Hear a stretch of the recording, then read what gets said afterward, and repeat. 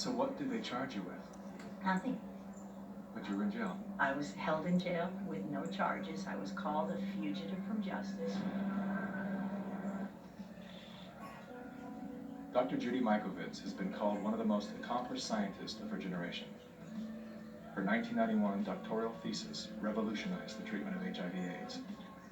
Shockwaves through the scientific community as it revealed that the common use of animal and human fecal tissues were unleashing devastating plagues of chronic diseases, for exposing their deadly secrets. And so what did they charge you with? Nothing. But you were in jail. I was held in jail with no charges. I was called a fugitive from justice. Think of how many people, the entire continent of Africa, lost a generation as that virus was spread through because of the arrogance of a group of people, and it includes Robert Redfield, who's now the head of the CDC, right along with Tony Fauci. They were working together to take credit and make money, and they had the patents on it and tailored them to IL-2 therapy, which was absolutely the wrong therapy. And had that not happened, millions wouldn't have died from HIV.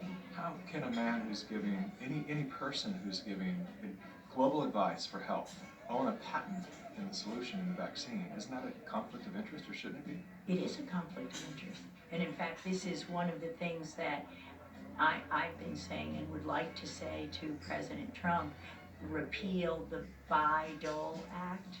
Bayh-Dole fundamentally changed the way universities approach technology transfer, and you can see that best in the statistics.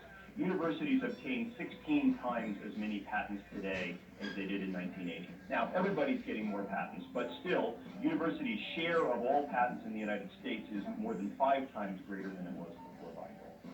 The situation has gotten so bad that one information technology industry official has publicly referred to universities as, quote, crack addicts, unquote, driven by, quote, small-minded tech transfer offices addicted to patent royalties.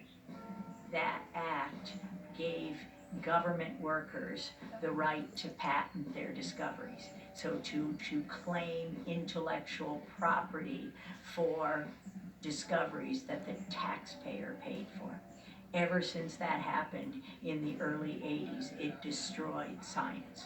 And this allowed the development of those conflicts of interest. And this is the crime behind letting somebody like Bill Gates with billions of dollars, nobody elected him, he has no medical background, he has no expertise, but we let people like that have a voice in this country while we destroy the lives of millions of people. Normalcy only returns when we've largely vaccinated the entire global population. If we activate mandatory vaccines globally, I imagine these people stand to make hundreds of billions of dollars that own the vaccines. And they'll kill millions, as they already have with their vaccines. There is no vaccine currently on the schedule for any RNA virus that works. So I have to ask you, are you anti-vaccine? Oh, absolutely not. In fact, vaccine is immune therapy, just like interferon alpha is immune therapy. So I'm not anti-vaccine. My job is to develop immune therapies. That's what vaccines are. Do you believe that this virus was created in a laboratory? I wouldn't use the word created, but you can't say naturally occurring if it was by way of the laboratory.